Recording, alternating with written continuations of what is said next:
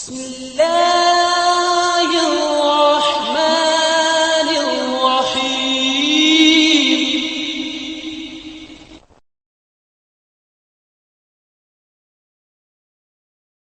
بسم اللہ الرحمن الرحیم شروع اللہ کے نام سے جو رحمان و رحیم ہے۔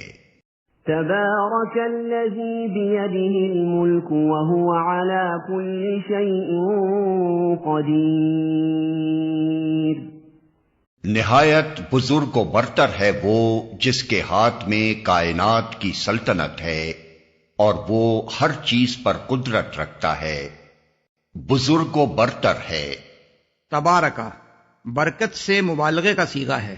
برکت میں رفعت و عظمت، افزائش اور فراوانی، دوام و ثبات اور کثرت خیرات و حسنات کے مفہومات شامل ہیں۔ اس سے جب مبالغہ کا صیغہ تبارکہ بنایا جائے تو اس کے معنی یہ ہوتے ہیں کہ وہ بے انتہا بزرگ و عظیم ہے، اپنی ذات و صفات و افعال میں اپنے سوا ہر ایک سے بالاتر ہے، بے حد و حساب بھلائیوں کا فیضان اس کی ذات سے ہو رہا ہے اور اس کے کمالات لازوال ہیں۔ کائنات کی سلطنت ہے۔ الملک کا لفظ چونکہ مطلقاً استعمال ہوا ہے اس لیے اسے کسی محدود معنوں میں نہیں لیا جا سکتا۔ لا محالہ اس سے مراد تمام موجودات عالم پر شاہانہ اقتدار ہی ہو سکتا ہے، اور اس کے ہاتھ میں اقتدار ہونے کا مطلب یہ نہیں ہے کہ وہ جسمانی ہاتھ رکھتا ہے، بلکہ یہ لفظ محاورے کے طور پر قبضے کے معنی میں استعمال ہوا ہے۔ عربی کی طرح ہماری زبان میں بھی جب یہ کہتے ہیں کہ اختیارات فلاں کے ہاتھ میں ہیں تو اس کا مطلب یہ ہوتا ہے کہ وہی سارے اختیارات کا مالک ہے، کسی دوسرے کا اس میں دخل نہیں ہے۔ ہر چیز پر قدرت رکھتا ہے، یعنی وہ جو کچھ چاہے کر سکتا ہے، کوئی چیز اسے عاجز کرنے والی نہیں ہے کہ وہ کوئی کام کرنا چاہے اور نہ کر سکے۔ الذی خلق الموت والحیاة لیبلوکم ایکم احسن عملا وهو العزیز الغفور۔ جس نے موت اور زندگی کو ایجاد کیا تاکہ تم لوگوں کو آزما کر دیکھے تم میں سے کون بہتر عمل کرنے والا ہے، اور وہ زبردست بھی ہے اور درگزر فرمانے والا بھی۔ کون بہتر عمل کرنے والا ہے؟ یعنی دنیا میں انسانوں کے مرنے اور جینے کا یہ سلسلہ اس نے اس لیے شروع کیا ہے کہ ان کا امتحان لے اور یہ دیکھے کہ کس انسان کا عمل زیادہ بہتر ہے۔ اس مختصر سے فقرے میں بہت سی حقیقتوں کی طرف اشارہ کر دیا گیا ہے۔ اول یہ کہ موت اور حیات اسی کی طرف سے ہے، کوئی دوسرا نہ زندگی بخشنے والا ہے نہ موت دینے والا۔ دوسرے یہ کہ انسان جیسی ایک مخلوق جسے نیکی اور بدی کرنے کی قدرت عطا کی گئی ہے، اس کی نہ زندگی میں مقصد ہے نہ موت۔ خالق نے اسے یہاں امتحان کے لیے پیدا کیا ہے، زندگی اس کے لیے امتحان کی مہلت ہے، اور موت کے معنی یہ ہیں کہ اس کے امتحان کا وقت ختم ہو گیا۔ تیسرے یہ کہ اسی امتحان کی غرض سے خالق نے ہر ایک کو عمل کا موقع دیا ہے تاکہ وہ دنیا میں کام کر کے اپنی اچھائی یا برائی کا اظہار کر سکے اور عملاً یہ دکھا دے کہ وہ کیسا انسان ہے۔ چوتھے یہ کہ خالق ہی دراصل اس بات کا فیصلہ کرنے والا ہے کہ کس کا عمل اچھا ہے اور کس کا برا۔ اعمال کی اچھائی اور برائی کا معیار تجویز کرنا امتحان دینے والوں کا کام نہیں ہے بلکہ امتحان لینے والے کا کام ہے۔ لہذا جو بھی امتحان میں کامیاب ہونا چاہے اسے یہ معلوم کرنا ہوگا کہ ممتحن کے نزدیک حسن عمل کیا ہے۔ پانچواں نقطہ خود امتحان کے مفہوم میں پوشیدہ ہے، اور وہ یہ کہ جس شخص کا جیسا عمل ہوگا اس کے مطابق اس کو جزا دی جائے گی، کیونکہ اگر جزا نہ ہو تو سرے سے امتحان لینے کے کوئی معنی ہی نہیں رہتے۔ درگزر فرمانے والا بھی۔ اس کے دو معنی ہیں اور دونوں ہی یہاں مراد ہیں۔ ایک یہ کہ وہ بے انتہا زبردست اور سب پر پوری طرح غالب ہونے کے باوجود اپنی مخلوق کے حق میں رحیم و غفور ہے، ظالم اور سخت گیر نہیں ہے۔ دوسرے یہ کہ برے عمل کرنے والوں کو سزا دینے کی وہ پوری قدرت رکھتا ہے، کسی میں یہ طاقت نہیں کہ اس کی سزا سے بچ سکے، مگر جو نادم ہو کر برائی سے باز آ جائے اور معافی مانگ لے اس کے ساتھ وہ درگزر کا معاملہ کرنے والا ہے۔ الذي خلق 7 سماوات طباقا ما ترى في خلق الرحمن من تفاوت فارجع البصر هل ترى من فطور جس نے طے بر طے 7 آسمان بنائے، تم رحمان کی تخلیق میں کسی قسم کی بے ربطی نہ پاؤ گے، پھر پلٹ کر دیکھو کہیں تمہیں کوئی خلل نظر آتا ہے؟ اصل میں تفاوت کا لفظ استعمال ہوا ہے جس کے معنی ہیں عدم تناسب، ایک چیز کا دوسری چیز سے میل نہ کھانا، انمل بے جوڑ ہونا۔ پس اس ارشاد کا مطلب یہ ہے کہ پوری کائنات میں تم کہیں بد نظمی، بے ترتیبی اور بے ربطی نہ پاؤ گے۔ اللہ کی پیدا کردہ اس دنیا میں کوئی چیز انمل بے جوڑ نہیں ہے، اس کے تمام اجزاء باہم مربوط ہیں اور ان میں کمال درجے کا تناسب پایا جاتا ہے۔ ثم ارجع البصر كرتين ينقلب إليك البصر خاسئا وهو حسير بار بار نگاہ دوڑاؤ، تمہاری نگاہ تھک کر نامراد پلٹ آئے گی۔ وَلَقَدْ زَيَّنَّا السَّمَاءَ الدُّنْيَا بِمَصَابِيحَ وَجَعَلْنَاهَا رُجُومًا لِلشَّيَاطِينِ وَأَعْتَدْنَا لَهُمْ عَذَابَ السَّعِيرِ ہم نے تمہارے قریب کے آسمان کو عظیم الشان چراغوں سے آراستہ کیا ہے اور انہیں شیاطین کو مار بھگانے کا ذریعہ بنا دیا ہے۔ ان شیطانوں کے لیے بھڑکتی ہوئی آگ ہم نے مہیا کر رکھی ہے۔ آسمان، قریب کے آسمان سے مراد وہ آسمان ہے جس کے تاروں اور سیاروں کو ہم برہنہ آنکھوں سے دیکھتے ہیں۔ اس سے آگے جن چیزوں کے مشاہدے کے لیے آلات کی ضرورت پیش آتی ہو وہ دور کے آسمان ہیں، اور ان سے بھی زیادہ دور کے آسمان وہ ہیں جن تک آلات کی رسائی بھی نہیں ہے۔ آراستہ کیا ہے، اصل میں لفظ مصابیح نکرہ استعمال ہوا ہے، اور اس کے نکرہ ہونے سے خود بخود ان چراغوں کے عظیم الشان ہونے کا مفہوم پیدا ہوتا ہے۔ ارشاد کا مطلب یہ ہے کہ یہ کائنات ہم نے اندھیری اور سنسان نہیں بنائی ہے، بلکہ اسے ستاروں سے خوب مزین اور آراستہ کیا ہے، جس کی شان اور جگمگاہٹ رات کے اندھیروں میں دیکھ کر انسان دنگ رہ جاتا ہے۔ ذریعہ بنا دیا ہے۔ اس کا یہ مطلب نہیں ہے کہ یہی تارے شیطانوں پر پھینک مارے جاتے ہیں، اور یہ مطلب بھی نہیں کہ شہاب ثاقب صرف شیطانوں کو مارنے ہی کے لیے گرتے ہیں، بلکہ مطلب یہ ہے کہ تاروں سے جو بے حد و حساب شہاب ثاقب نکل کر کائنات میں انتہائی تیز رفتاری کے ساتھ گھومتے رہتے ہیں اور جن کی بارش زمین پر بھی ہر وقت ہوتی رہتی ہے، وہ اس امر میں مانے ہیں کہ زمین کے شیاطین عالم بالا میں جا سکیں۔ اگر وہ اوپر جانے کی کوشش کریں بھی تو یہ شہاب انہیں مار بھگاتے ہیں۔ اس چیز کو بیان کرنے کی ضرورت اس لیے پیش آئی ہے کہ عرب کے لوگ کاہنوں کے متعلق یہ خیال رکھتے تھے، اور یہی خود کاہنوں کا دعویٰ بھی تھا، کہ شیاطین ان کے تابع ہیں یا شیاطین سے ان کا رابطہ ہے، اور ان کے ذریعے سے انہیں غیب کی خبریں حاصل ہوتی ہیں، اور وہ صحیح طور پر لوگوں کی قسمتوں کا حال بتا سکتے ہیں۔ اس لیے قرآن میں متعدد مقامات پر یہ بتایا گیا ہے کہ شیاطین کے عالم بالا میں جانے اور وہاں سے غیب کی خبریں معلوم کرنے کا قطعاً کوئی امکان نہیں ہے۔ رہا یہ سوال کہ ان شہابوں کی حقیقت کیا ہے، تو اس کے بارے میں انسان کی معلومات اس وقت تک کسی قطعی تحقیق سے قاصر ہیں۔ تاہم جس قدر بھی حقائق اور واقعات جدید ترین دور تک انسان کے علم میں آئے ہیں اور زمین پر گرے ہوئے شہابیوں کے معائنے سے جو معلومات حاصل کی گئی ہیں، ان کی بنا پر سائنسدانوں میں سب سے زیادہ مقبول نظریہ یہی ہے کہ یہ شہابیے کسی سیارے کے انفجار کی بدولت نکل کر خلا میں گھومتے رہتے ہیں اور پھر کسی وقت زمین کی کشش کے دائرے میں آ کر ادھر کا رخ کر لیتے ہیں۔ ملاحظہ ہو انسائکلوپیڈیا برٹانیکا ایڈیشن 1967 جلد 15 لفظ میٹیورائٹس۔ وَلِلَّذِينَ كَفَرُوا بِرَبِّهِمْ عَذَابُ جَهَنَّمَ وَبِئْسَ الْمَصِيرُ جن لوگوں نے اپنے رب سے کفر کیا ہے ان کے لیے جہنم کا عذاب ہے اور وہ بہت ہی برا ٹھکانہ ہے۔ اپنے رب سے کفر کیا ہے یعنی انسان ہو یا شیطان، جن لوگوں نے بھی اپنے رب سے کفر کیا ہے ان کا یہ انجام ہے۔ اذا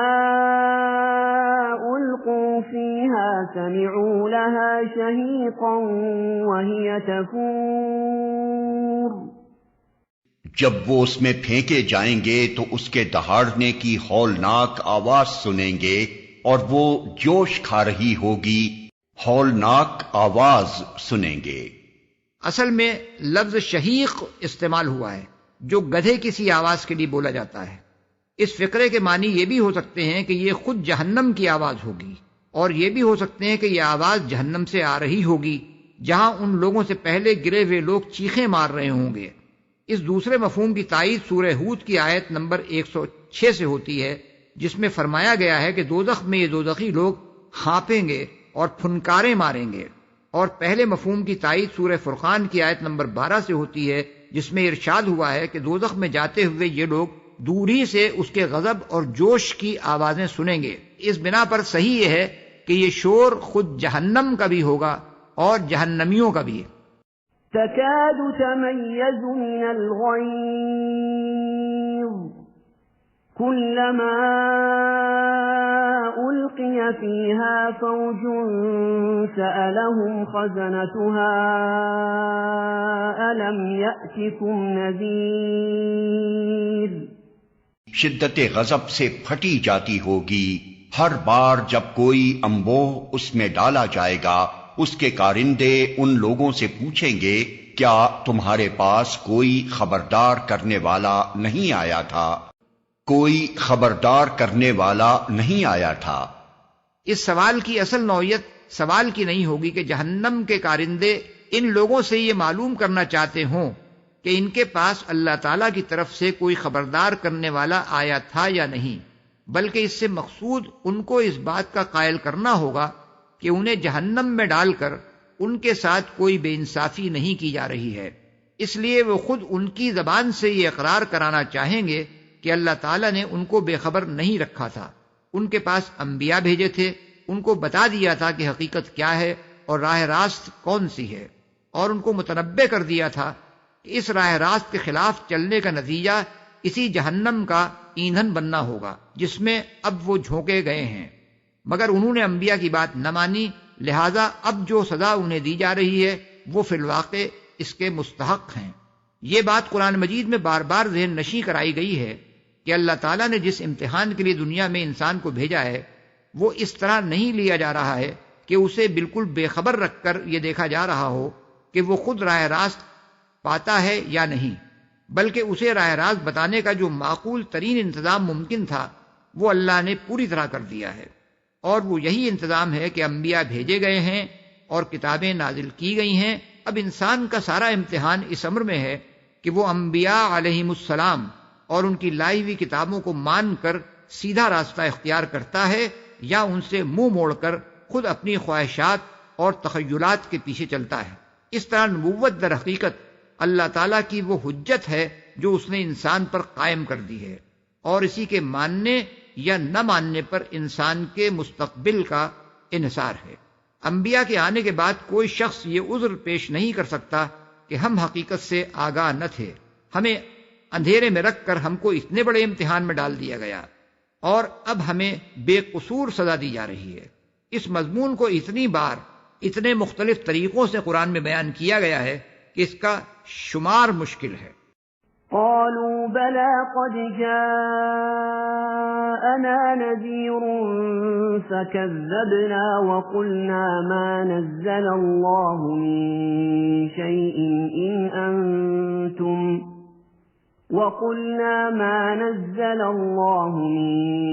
شيء إن أنتم إلا في ضلال كبير وہ جواب دیں گے ہاں خبردار کرنے والا ہمارے پاس آیا تھا مگر ہم نے اسے جھٹلا دیا اور کہا اللہ نے کچھ بھی نازل نہیں کیا ہے، تم بڑی گمراہی میں پڑے ہوئے ہو، بڑی گمراہی میں پڑے ہوئے ہو۔ یعنی تم بھی بہکے ہوئے ہو اور تم پر ایمان لانے والے لوگ بھی سخت گمراہی میں پڑے ہوئے ہیں۔ وقالوا لو كنا نسمع أو نعقل ما كنا في أصحاب السعير اور وہ کہیں گے کاش ہم سنتے یا سمجھتے تو آج اس بھڑکتی ہوئی آگ کے سزاواروں میں نہ شامل ہوتے۔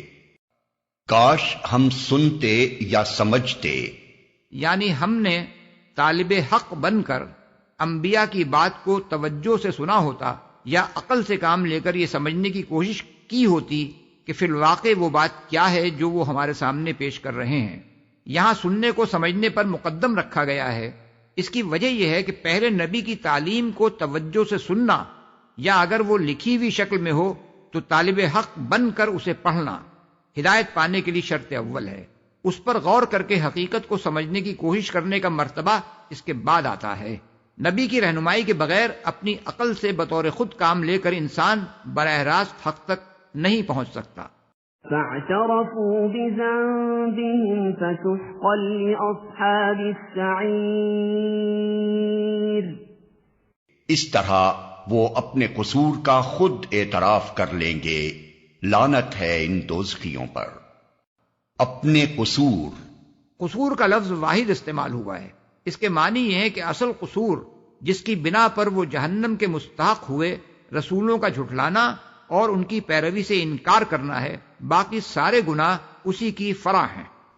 ان الذين يخشون ربهم بالغيب لهم مغفرة واجر كبير۔ جو لوگ بے دیکھے اپنے رب سے ڈرتے ہیں یقیناً ان کے لیے مغفرت ہے اور بڑا اجر۔ اپنے رب سے ڈرتے ہیں، یہ دین میں اخلاق کی اصل جڑ ہے۔ کسی کا برائی سے اس لیے بچنا کہ اس کی ذاتی رائے میں وہ برائی ہے یا دنیا اسے برا سمجھتی ہے یا اس کے ارتکاب سے دنیا میں کوئی نقصان پہنچنے کا اندیشہ ہے یا اس پر کسی دنیاوی طاقت کی گرفت کا خطرہ ہے، یہ اخلاق کے لیے ایک بہت ہی ناپائیدار بنیاد ہے۔ آدمی کی ذاتی رائے غلط بھی ہو سکتی ہے، وہ اپنے کسی فلسفے کی وجہ سے ایک اچھی چیز کو برا اور ایک بری چیز کو اچھا سمجھ سکتا ہے۔ دنیا کے معیار خیر و شر اول تو یکساں نہیں ہیں، پھر وہ وقتاً فوقتاً بدلتے بھی رہتے ہیں۔ کوئی عالمگیر اور ازلی و ابدی معیار دنیا کے اخلاقی فلسفوں میں نہ آج پایا جاتا ہے نہ کبھی پایا گیا ہے۔ دنیاوی نقصان کا اندیشہ بھی اخلاق کے لیے کوئی مستقل بنیاد فراہم نہیں کرتا۔ جو شخص برائی سے اس لیے بچتا ہو کہ وہ دنیا میں اس کی ذات پر مترتب ہونے والے کسی نقصان سے ڈرتا ہے، وہ ایسی حالت میں اس کے ارتکاب سے باز نہیں رہ سکتا جبکہ اس سے کوئی نقصان پہنچنے کا اندیشہ نہ ہو۔ اسی طرح کسی دنیاوی طاقت کی گرفت کا خطرہ بھی وہ چیز نہیں ہے جو انسان کو ایک شریف انسان بنا سکتی ہو۔ ہر شخص جانتا ہے کہ کوئی دنیاوی طاقت بھی عالم الغیب والشہادہ نہیں ہے۔ بہت سے جرائم اس کی نگاہ سے بچ کر کیے جا سکتے ہیں اور ہر دنیاوی طاقت کی گرفت سے بچنے کی بے شمار تدبیریں ممکن ہیں۔ پھر کسی دنیاوی طاقت کے قوانین بھی تمام برائیوں کا احاطہ نہیں کرتے۔ بیشتر برائیاں ایسی ہیں جن پر دنیاوی قوانین کوئی گرفت سرے سے کرتے ہی نہیں، حالانکہ وہ ان برائیوں سے قبیح تر ہیں جن پر وہ گرفت کرتے ہیں۔ اس لیے دین حق نے اخلاق کی پوری عمارت اس بنیاد پر کھڑی کی ہے کہ اس ان دیکھے خدا سے ڈر کر برائی سے اجتناب کیا جائے جو ہر حال میں انسان کو دیکھ رہا ہے، جس کی گرفت سے انسان بچ کر کہیں نہیں جا سکتا، جس نے خیر و شر کا ایک ہمگیر، عالمگیر اور مستقل معیار انسان کو دیا ہے۔ اسی کے ڈر سے بدی کو چھوڑنا اور نیکی کو اختیار کرنا وہ اصل بھلائی ہے جو دین کی نگاہ میں قابل قدر ہے۔ اس کے سوا کسی دوسری وجہ سے اگر کوئی انسان بدی نہیں کرتا یا اپنی ظاہری شکل کے اعتبار سے جو افعال نیکی میں شمار ہوتے ہیں ان کو اختیار کرتا ہے تو آخرت میں اس کے یہ اخلاق کسی قدر اور وزن کے مستحق نہ ہوں گے، کیونکہ ان کی مثال اس عمارت کی سی ہے جو ریت پر تعمیر ہوئی ہو۔ بڑا اجر، یعنی خدا سے بالغیب ڈرنے کے دو لازمی نتائج ہیں۔ ایک یہ کہ جو قصور بھی بشری کمزوریوں کی بنا پر آدمی سے سرزد ہو گئے ہوں وہ معاف کر دیے جائیں گے، بشرطیکہ کہ ان کی تہ میں خدا سے بے خوفی کار فرما نہ ہو۔ دوسرے یہ کہ جو نیک اعمال بھی انسان اس عقیدے کے ساتھ انجام دے گا اس پر وہ بڑا اجر پائے گا۔ وَأَسِرُّوا قَوْلَكُمْ أَوْ اجْهَرُوا بِهِ إِنَّهُ ذات الصدور تم خواہ چپکے سے بات کرو یا اونچی آواز سے، اللہ کے لیے یکساں ہے، وہ تو دلوں کا حال تک جانتا ہے، دلوں کا حال تک جانتا ہے۔ یہ بات تمام انسانوں کو خطاب کر کے فرمائی گئی ہے، خواہ وہ مومن ہو یا کافر۔ مومن کے لیے اس میں یہ تلقین ہے کہ اسے دنیا میں زندگی بسر کرتے ہوئے ہر وقت یہ احساس اپنے ذہن میں تازہ رکھنا چاہیے کہ اس کے کھلے اور چھپے اقوال و اعمال ہی نہیں، اس کی نیتیں اور اس کے خیالات تک اللہ سے مخفی نہیں ہیں۔ اور کافر کے لیے اس میں یہ تنبیہ ہے کہ وہ اپنی جگہ خدا سے بے خوف ہو کر جو کچھ چاہے کرتا رہے، اس کی کوئی بات اللہ کی گرفت سے چھوٹی نہیں رہ سکتی۔ ألا يعلم من خلق وهو اللطيف الخبير کیا وہی نہ جانے گا جس نے پیدا کیا ہے، حالانکہ وہ باریک بین اور باخبر ہے، جس نے پیدا کیا ہے۔ دوسرا ترجمہ یہ بھی ہو سکتا ہے، کیا وہ اپنی مخلوق ہی کو نہ جانے گا؟ اصل میں من خلقہ استعمال ہوا ہے، اس کے معنی جس نے پیدا کیا ہے بھی ہو سکتے ہیں، اور جس کو اس نے پیدا کیا ہے بھی۔ دونوں صورتوں میں مطلب ایک ہی رہتا ہے۔ یہ دلیل ہے اس بات کی جو اوپر کے فقرے میں ارشاد ہوئی ہے، یعنی آخر یہ کیسے ممکن ہے کہ خالق اپنی مخلوق سے بے خبر ہو؟ مخلوق خود اپنے آپ سے بے خبر ہو سکتی ہے، مگر خالق اس سے بے خبر نہیں ہو سکتا۔ تمہاری رگ رگ اس نے بنائی ہے، تمہارے دل و دماغ کا ایک ایک ریشہ اس کا بنایا ہوا ہے، تمہارا ہر سانس اس کے جاری رکھنے سے جاری ہے، تمہارا ہر عضو اس کی تدبیر سے کام کر رہا ہے، اس سے تمہاری کوئی بات کیسے چھپی رہ سکتی ہے؟ باریک بین اصل میں لفظ لطیف استعمال ہوا ہے، جس کے معنی غیر محسوس طریقے سے کام کرنے والے کے بھی ہیں اور پوشیدہ حقائق کو جاننے والے کے بھی۔ هو الذي جعل لكم الأرض ذلولا فامشوا في مناكبها وكلوا من رزقه وإليه النشور وہی تو ہے جس نے تمہارے لیے زمین کو تابع کر رکھا ہے، چلو اس کی چھاتی پر اور کھاؤ خدا کا رزق، اسی کے حضور تمہیں دوبارہ زندہ ہو کر جانا ہے۔ خدا کا رزق یعنی یہ زمین تمہارے لیے آپ سے آپ تابع نہیں بن گئی ہے، اور وہ رزق بھی جو تم کھا رہے ہو خود بخود یہاں پیدا نہیں ہو گیا ہے، بلکہ اللہ نے اپنی حکمت اور قدرت سے اس کو ایسا بنایا ہے کہ یہاں تمہاری زندگی ممکن ہوئی، اور یہ عظیم الشان قرہ ایسا پرسکون بن گیا کہ تم اطمینان سے اس پر چل پھر رہے ہو، اور ایسا خوان نعمت بن گیا کہ اس میں تمہارے لیے زندگی بسر کرنے کا بے حد و حساب سر و سامان موجود ہے۔ اگر تم غفلت میں مبتلا نہ ہو اور کچھ ہوش سے کام لے کر دیکھو تو تمہیں معلوم ہو کہ اس زمین کو تمہاری زندگی کے قابل بنانے اور اس کے اندر رزق کے اتھاہ خزانے جمع کر دینے میں کتنی حکمتیں کارفرما ہیں۔ دوبارہ زندہ ہو کر جانا ہے، یعنی یہ زمین پر چلتے پھرتے اور خدا کا بخشا ہوا رزق کھاتے ہوئے اس بات کو نہ بھولو کہ آخر کار تمہیں ایک دن خدا کے حضور حاضر ہونا ہے۔ أَأَمِنْتُمْ مَنْ فِي السَّمَاءِ أَنْ يَخْسِفَ بِكُمُ الْأَرْضَ فَإِذَا هِيَ تَمُورُ کیا تم اس سے بے خوف ہو کہ وہ جو آسمان میں ہے تمہیں زمین میں دھسا دے اور یکا یک یہ زمین جھکولے کھانے لگے جو آسمان میں ہے؟ اس کا یہ مطلب نہیں ہے کہ اللہ تعالیٰ آسمان میں رہتا ہے، بلکہ یہ بات اس لحاظ سے فرمائی گئی ہے کہ انسان فطری طور پر جب خدا سے رجوع کرنا چاہتا ہے تو آسمان کی طرف دیکھتا ہے، دعا مانگتا ہے تو آسمان کی طرف ہاتھ اٹھاتا ہے، کسی آفت کے موقع پر سب سہاروں سے مایوس ہوتا ہے تو آسمان کا رخ کر کے خدا سے فریاد کرتا ہے، کوئی ناگہانی بلا آ پڑتی ہے تو کہتا ہے یہ اوپر سے نازل ہوئی ہے، غیر معمولی طور پر حاصل ہونے والی چیز کے متعلق کہتا ہے یہ عالم بالا سے آئی ہے۔ اللہ تعالیٰ کی بھیجی ہوئی کتابوں کو کتب سماوی یا کتب آسمانی کہا جاتا ہے۔ ابو داؤد میں حضرت ابو ہریرہ رضی اللہ عنہ کی روایت ہے کہ ایک شخص ایک کالی لونڈی کو لے کر رسول اللہ صلی اللہ علیہ وسلم کی خدمت میں حاضر ہوا اور عرض کیا کہ مجھ پر ایک مومن غلام آزاد کرنا واجب ہو گیا ہے، کیا میں اس لونڈی کو آزاد کر سکتا ہوں؟ حضور نے اس لونڈی سے پوچھا اللہ کہاں ہے؟ اس نے انگلی سے آسمان کی طرف اشارہ کر دیا۔ حضور نے پوچھا اور میں کون ہوں؟ اس نے پہلے آپ کی طرف اور پھر آسمان کی طرف اشارہ کیا، جس سے اس کا یہ مطلب واضح ہو رہا تھا کہ آپ اللہ کی طرف سے آئے ہیں۔ اس پر حضور نے فرمایا اسے آزاد کر دو، یہ مومنہ ہے۔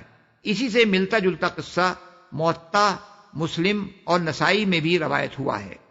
حضرت خولہ بنت ثعلبہ رضی اللہ عنہا کے متعلق حضرت عمر رضی اللہ عنہ نے ایک مرتبہ لوگوں سے فرمایا یہ وہ خاتون ہیں جن کی شکایت 7 آسمانوں پر سنی گئی۔ ان ساری باتوں سے ظاہر ہوتا ہے کہ یہ بات کچھ انسان کی فطرت ہی میں ہے کہ وہ جب خدا کا تصور کرتا ہے تو اس کا ذہن نیچے زمین کی طرف نہیں بلکہ اوپر آسمان کی طرف جاتا ہے۔ اسی بات کو ملحوظ رکھ کر یہاں اللہ تعالیٰ کے متعلق من فی السماء یعنی وہ جو آسمان میں ہے کے الفاظ استعمال فرمائے گئے ہیں۔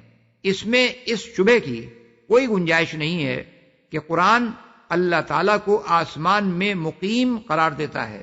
یہ شبہ آخر کیسے پیدا ہو سکتا ہے جبکہ اسی سورہ ملک کے آغاز میں فرمایا جا چکا ہے الذی خلق 7 سماوات طباقا، جس نے طے بر طے 7 آسمان پیدا کیے، اور سورہ بقرہ میں ارشاد ہوا فَأَيْنَمَا تُوَلُّوا فَثَمَّ وَجْهُ اللَّهِ، یعنی پس تم جدھر بھی رخ کرو اس طرف اللہ کا رخ ہے۔ أَمْ أَمِنْتُمْ مَنْ فِي السَّمَاءِ أَنْ يُرْسِلَ عَلَيْكُمْ حَاصِبًا فَسَتَعْلَمُونَ كَيْفَ نَذِيرٌ۔ کیا تم اس سے بے خوف ہو کہ وہ جو آسمان میں ہے تم پر پتھراؤ کرنے والی ہوا بھیج دے، پھر تمہیں معلوم ہو جائے گا کہ میری تنبیہ کیسی ہوتی ہے۔ ہوا بھیج دے، مراد یہ ذہن نشی کرنا ہے کہ اس زمین پر تمہارا بقا اور تمہاری سلامتی ہر وقت اللہ تعالیٰ کے فضل پر منحصر ہے۔ اپنے بلبوتے پر تم یہاں مزے سے نہیں دندنا رہے ہو۔ تمہاری زندگی کا ایک ایک لمحہ جو یہاں گزر رہا ہے اللہ کی حفاظت اور نگہبانی کا رہین منت ہے، ورنہ کسی وقت بھی اس کے ایک اشارے سے ایک زلزلہ ایسا آ سکتا ہے کہ یہی زمین تمہارے لیے آغوش مادر کے بجائے قبر کا گڑھا بن جائے، یا ہوا کا ایسا طوفان آ سکتا ہے جو تمہاری بستیوں کو غارت کر کے رکھ دے۔ میری تنبیہ کیسی ہوتی ہے؟ تنبیہ سے مراد وہ تنبیہ ہے جو رسول اللہ صلی اللہ علیہ وسلم اور قرآن پاک کے ذریعے سے کفار مکہ کو کی جا رہی تھی کہ اگر کفر و شرک سے باز نہ ہوگے اور اس دعوت توحید کو نہ مانو گے جو تمہیں دی جا رہی ہے تو خدا کے عذاب میں گرفتار ہو جاؤ گے۔ وَلَقَدْ كَذَّبَ الَّذِينَ مِن قَبْلِهِمْ فَكَيْفَ كَانَ نَكِيرٌ۔ ان سے پہلے گزرے ہوئے لوگ جھٹلا چکے ہیں، پھر دیکھ لو کہ میری گرفت کیسی سخت تھی۔ اشارہ ہے ان قوموں کی طرف جو اپنے ہاں آنے والے انبیاء کو جھٹلا کر اس سے پہلے مبتلائے عذاب ہو چکی تھیں۔ أَوَلَمْ يَرَوْا إِلَى الطَّيْرِ فَوْقَهُمْ صَافَّاتٍ وَيَقْبِضْنَ مَا يُمْسِكُهُنَّ إِلَّا الرَّحْمَنُ إِنَّهُ بِكُلِّ شَيْءٍ بَصِيرٌ۔ کیا یہ لوگ اپنے اوپر اڑنے والے پرندوں کو پر پھیلائے اور سکیڑتے نہیں دیکھتے؟ رحمان کے سوا کوئی نہیں جو انہیں تھامے ہوئے ہو، وہی ہر چیز کا نگہبان ہے، تھامے ہوئے ہو۔ یعنی ایک ایک پرندہ جو ہوا میں اڑ رہا ہے خدائے رحمان کی حفاظت میں اڑ رہا ہے، اسی نے ہر پرندے کو وہ ساخت عطا فرمائی جس سے وہ اڑنے کے قابل ہوا، اسی نے ہر پرندے کو اڑنے کا طریقہ سکھایا، اسی نے ہوا کو ان قوانین کا پابند کیا جن کی بدولت ہوا سے زیادہ بھاری جسم رکھنے والی چیزوں کا اس میں اڑنا ممکن ہوا، اور وہی ہر اڑنے والے کو فضا میں تھامے ہوئے ہے، ورنہ جس وقت بھی اللہ اپنی حفاظت اس سے ہٹا لے وہ زمین پر آ رہے۔ نگہبان یعنی کچھ پرندوں ہی پر موقوف نہیں ہے، جو چیز بھی دنیا میں موجود ہے اللہ کی نگہبانی کی بدولت موجود ہے، وہی ہر شے کے لیے وہ اسباب فراہم کر رہا ہے جو اس کے وجود کے لیے درکار ہیں، اور وہی اس بات کی نگرانی کر رہا ہے کہ اس کی پیدا کردہ ہر مخلوق کو اس کی ضروریات بہم پہنچیں۔ أَمَّنْ هَذَا الَّذِي هُوَ جُنْدٌ لَكُمْ يَنْصُرُكُمْ مِنْ دُونِ الرَّحْمَنِ إِنِ الْكَافِرُونَ إِلَّا فِي غُرُورٍ۔ بتاؤ آخر وہ کون سا لشکر تمہارے پاس ہے جو رحمان کے مقابلے میں تمہاری مدد کر سکتا ہے؟ حقیقت یہ ہے کہ یہ منکرین دھوکے میں پڑے ہوئے ہیں۔ مدد کر سکتا ہے۔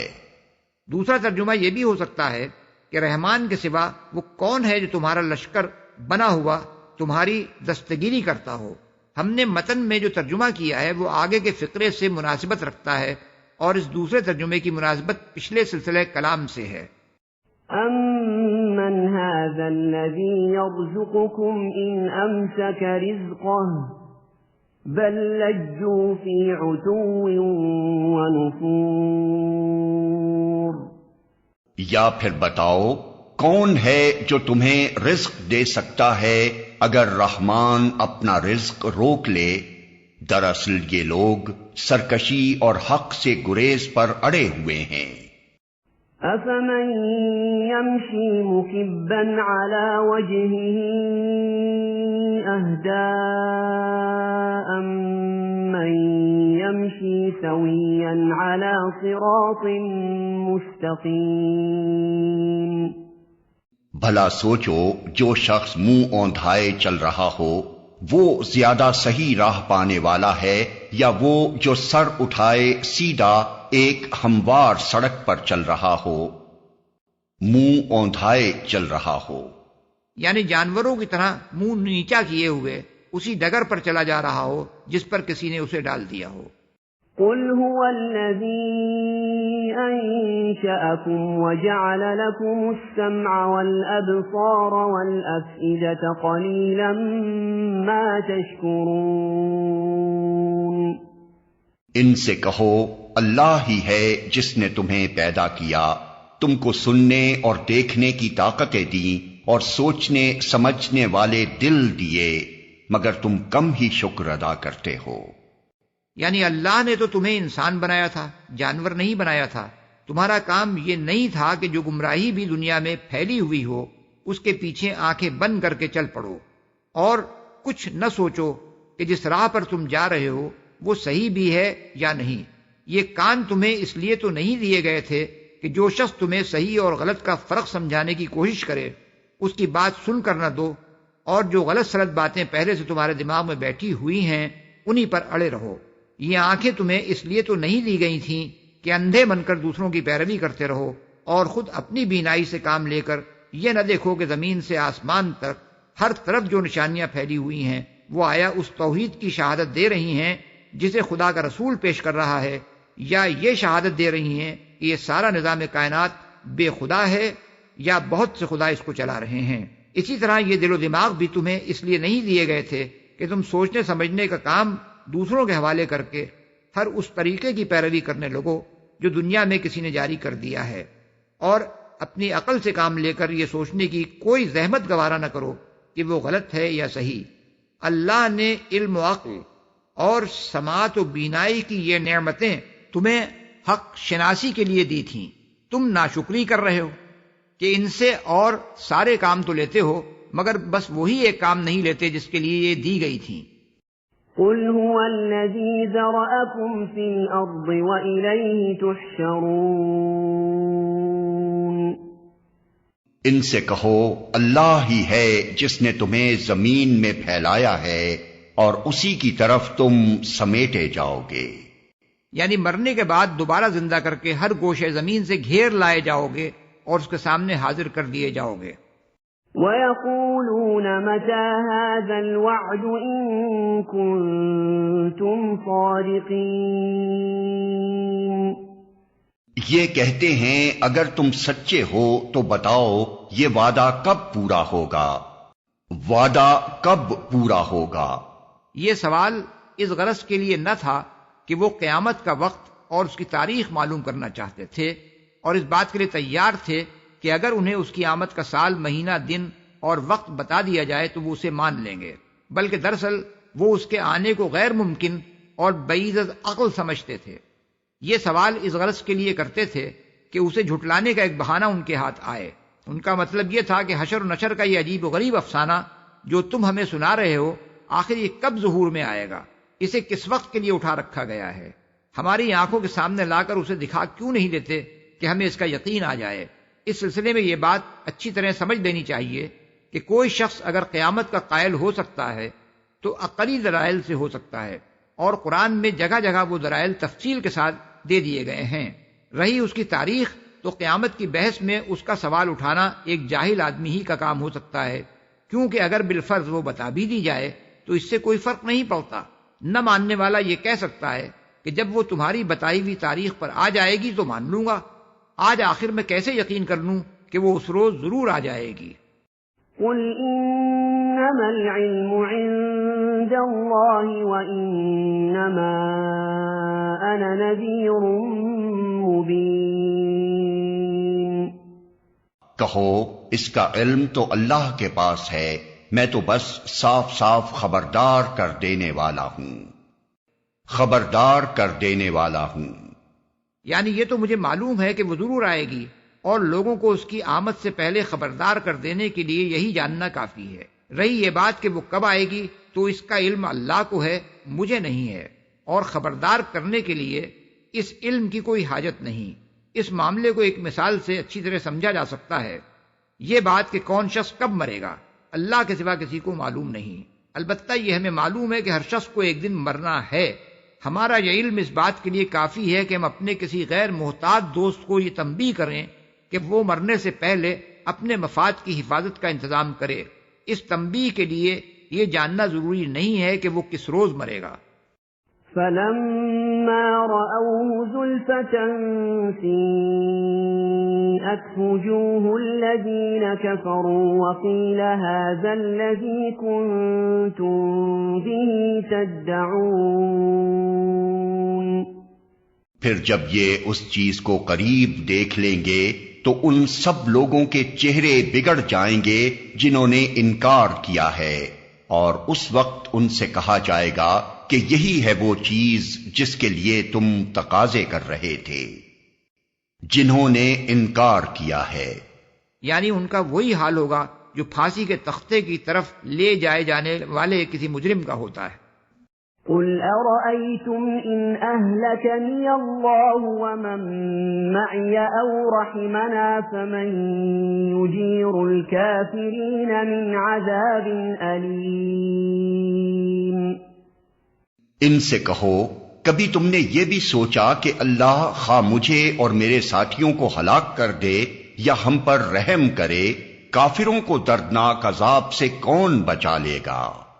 مکہ معظمہ میں جب رسول اللہ صلی اللہ علیہ وسلم کی دعوت کا آغاز ہوا اور قریش کے مختلف خاندانوں سے تعلق رکھنے والے افراد نے اسلام قبول کرنا شروع کر دیا تو گھر گھر حضور صلی اللہ علیہ وسلم اور آپ کے ساتھیوں کو بد دعائیں دی جانے لگیں، جادو ٹونے کیے جانے لگے تاکہ آپ ہلاک ہو جائیں، حتیٰ کہ قتل کے منصوبے بھی سوچے جانے لگے۔ اس پر یہ فرمایا گیا کہ ان سے کہو خواہ ہم ہلاک ہوں یا خدا کے فضل سے زندہ رہیں، اس سے تمہیں کیا حاصل ہوگا؟ تم اپنی فکر کرو کہ خدا کے عذاب سے تم کیسے بچو گے۔ قل هو الرحمن آمنا به وعليه توكلنا فستعلمون من هو في ضلال مبين۔ ان سے کہو وہ بڑا رحیم ہے، اسی پر ہم ایمان لائے ہیں اور اسی پر ہمارا بھروسہ ہے، ان قریب تمہیں معلوم ہو جائے گا کہ صریح گمراہی میں پڑا ہوا کون ہے، اسی پر ہمارا بھروسہ ہے۔ یعنی ہم خدا پر ایمان لائے ہیں اور تم اس سے انکار کر رہے ہو، ہمارا بھروسہ خدا پر ہے اور تمہارا اپنے جتھوں اور اپنے وسائل اور اپنے معبودان غیر اللہ پر ہے، اس لیے خدا کی رحمت کے مستحق ہم ہو سکتے ہیں نہ کہ تم۔ قل أرأيتم إن أصبح ماؤكم غورا فمن يأتيكم بماء معين. ان سے کہو کبھی تم نے یہ بھی سوچا کہ اگر تمہارے کنوؤں کا پانی زمین میں اتر جائے تو کون ہے جو اس پانی کی بہتی ہوئی سوتیں تمہیں نکال کر لا دے گا؟ یعنی کیا خدا کے سوا کسی میں یہ طاقت ہے کہ ان سوتوں کو پھر سے جاری کر دے؟ اگر نہیں ہے اور تم جانتے ہو کہ نہیں ہے تو پھر عبادت کا مستحق خدا ہے یا تمہارے وہ معبود جو انہیں جاری کرنے کی کوئی قدرت نہیں رکھتے؟ اس کے بعد تم خود اپنے ضمیر سے پوچھو کہ گمراہ خدائے واحد کو ماننے والے ہیں یا وہ جو شرک کر رہے ہیں.